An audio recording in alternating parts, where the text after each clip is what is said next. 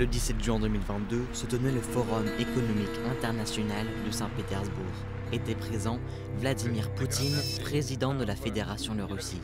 Ce jour-là, les discussions ont dépassé le cadre de l'économie et se sont tournées vers la géopolitique lorsque ce dernier s'est retrouvé devant Kassym-Jomart Tokayev, président du Kazakhstan. Tokayev, à un moment, prononce cette phrase.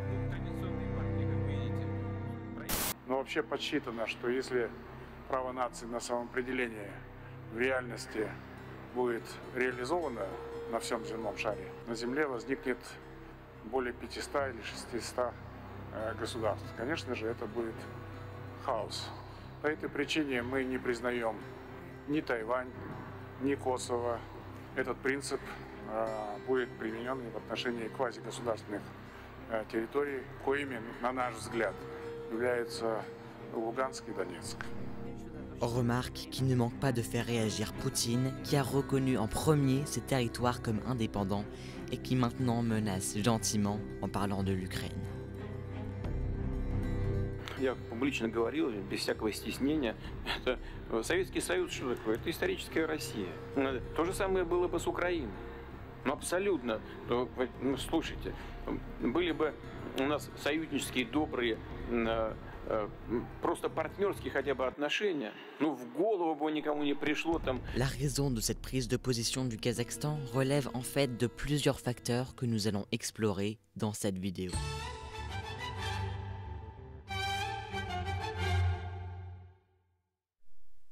Le 24 février, Vladimir Poutine annonce à la télévision qu'il débute une opération militaire spéciale pour défendre les républiques séparatistes du Donbass en Ukraine. В последние дни руководство НАТО прямо говорит о необходимости ускорить, форсировать продвижение инфраструктуры Альянса к границам России. Продолжать просто наблюдать за тем, что происходит, мы больше не можем. В связи с этим мною принято решение о проведении специальной военной операции. Les forces russes sont alors très nombreuses et les pays occidentaux redoutent un massacre.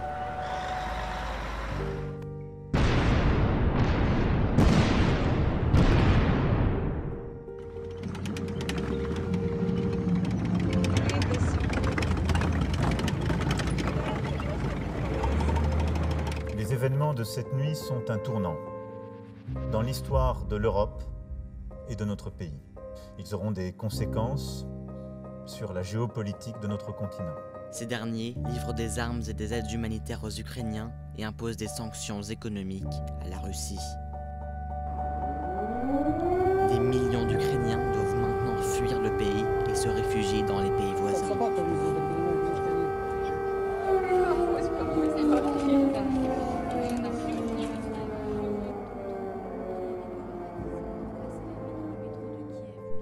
Un élan mondial de solidarité se dresse en leur faveur.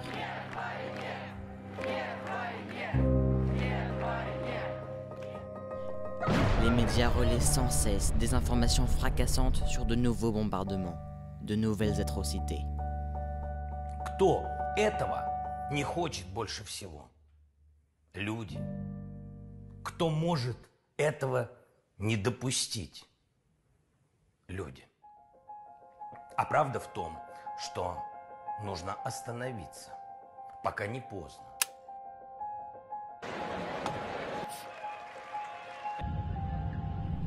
Le 2 avril, le monde redécouvre l'horreur à Boutcha. Des dizaines de cadavres éparpillés dans les rues. You can tell that our humanity was shattered in Bucha. Le 14 avril, à Mariupol, les soldats ukrainiens résistent farouchement à l'usine Azovtal, qui sera le 20 mai contrôlée par les Russes.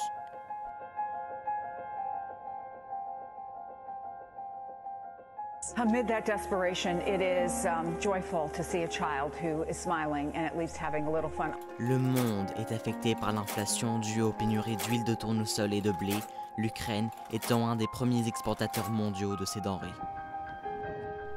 Beaucoup d'autres choses se sont passées en 6 mois depuis le début de la guerre, mais pour ce reportage, revenons quelques mois plus tôt. En En juillet 2021, Vladimir Poutine avait publié un article sur l'unité historique des Russes et des Ukrainiens. Celui-ci montre tous les liens spirituels et civilisationnels que les deux peuples ont, comme pour contrer une anti-Russie de la part de l'Ukraine, qu'il cite à de nombreuses reprises. Poutine dit que Russes et Ukrainiens forment un seul peuple et qu'il ne permettrait jamais que ces territoires historiques soient utilisés contre la Russie, sinon il détruirait leur pays. Poutine avait à l'époque peut-être écrit cet article pour éviter que l'Ukraine n'entre dans l'Union européenne.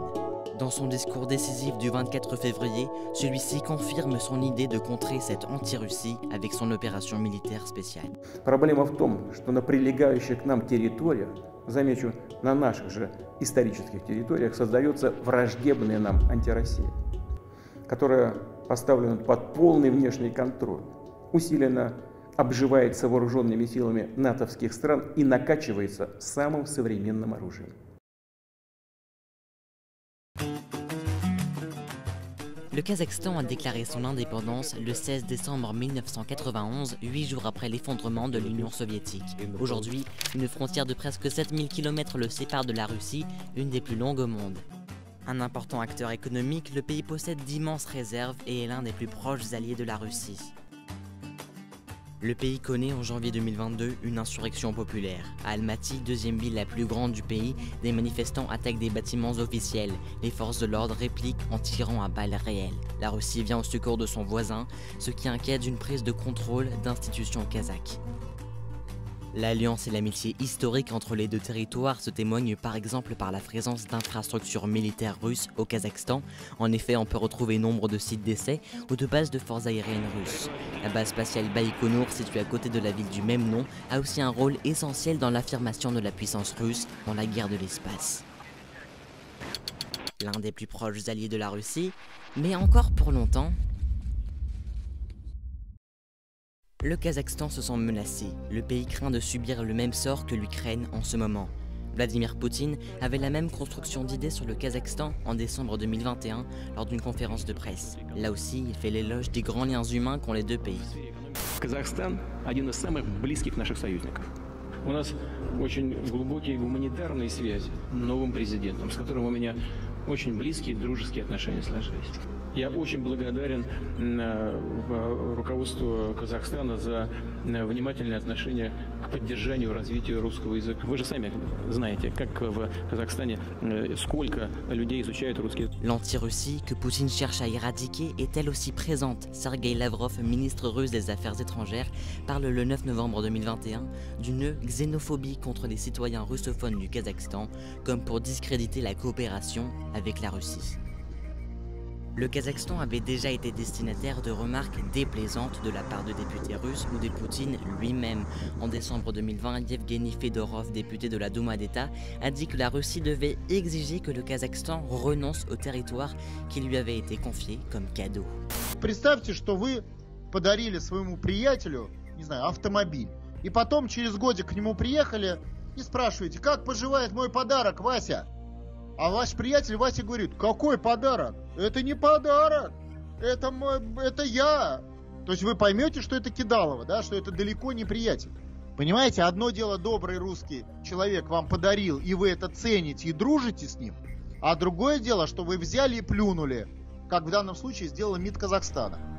Beaucoup aussi se souviennent de cette phrase prononcée en 2014 par Vladimir Poutine lors d'une rencontre avec des jeunes. Же создал государство на территории, на которой государства не было никогда. У казахов не было государственности никогда. Он ее создал.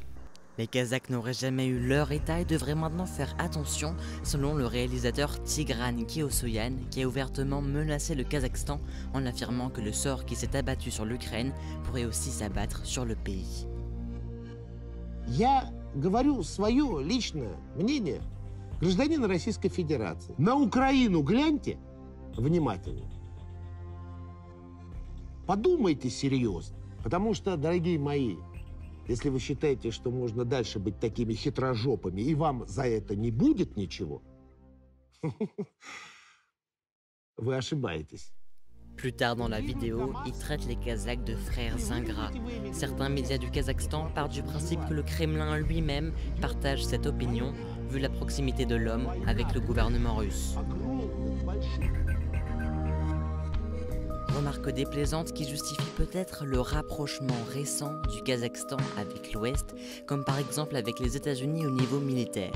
Entre 2004 et 2019, les États-Unis auraient, selon l'Oxus Society, fourni 43 millions de dollars d'armes au Kazakhstan, et depuis 2014, les deux pays développent Steep Eagle, des exercices conjoints où les troupes kazakhs sont entraînées à agir selon les normes de l'OTAN. Plus récemment, après le début de la guerre en Ukraine, des milliers de Kazakhs se sont rassemblés dans la ville d'Almaty pour des manifestations anti-guerre. Toujours en mars 2022, le Premier ministre Aliken Smilov a annoncé que 82 tonnes de matériel d'aide humanitaire seraient envoyées vers les Ukrainiens par la Pologne. Selon Claude Moniquet, ex-agent de la DGSE, ce geste a un lourd message politico-culturel. Autre détail, cette année, aucune apparition du pays sur la place rouge à Moscou le 9 mai, lors du défilé rappelant la victoire russe contre les nazis en 1945, lors de la Grande Guerre patriotique. Une désolidarisation avec Moscou peut être une des conséquences de la guerre en Ukraine. Autre conséquence, sur le plan industriel, le Kazakhstan pourrait profiter de la guerre en Ukraine et se rapprocher de l'Occident.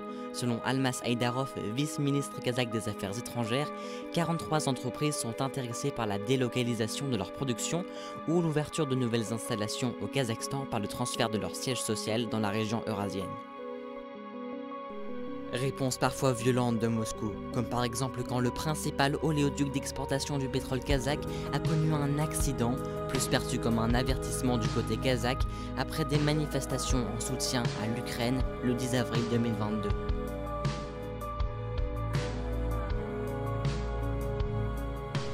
Alors que peut faire le Kazakhstan pour se protéger de Moscou ? Selon Dosim Satpayev, politologue kazakh, sortir de l'UE serait pour le Kazakhstan une question de survie. Il dit que le Kazakhstan a plus perdu économiquement qu'il n'a gagné quelque chose depuis l'existence de l'UE. Et depuis la guerre en Ukraine, le pays aurait perçu un coup dans sa réputation, étant considéré être du même bateau que la Russie. L'éloignement est difficile et la situation va s'aggraver. Le chaos géopolitique s'est superposé au chaos interne du Kazakhstan.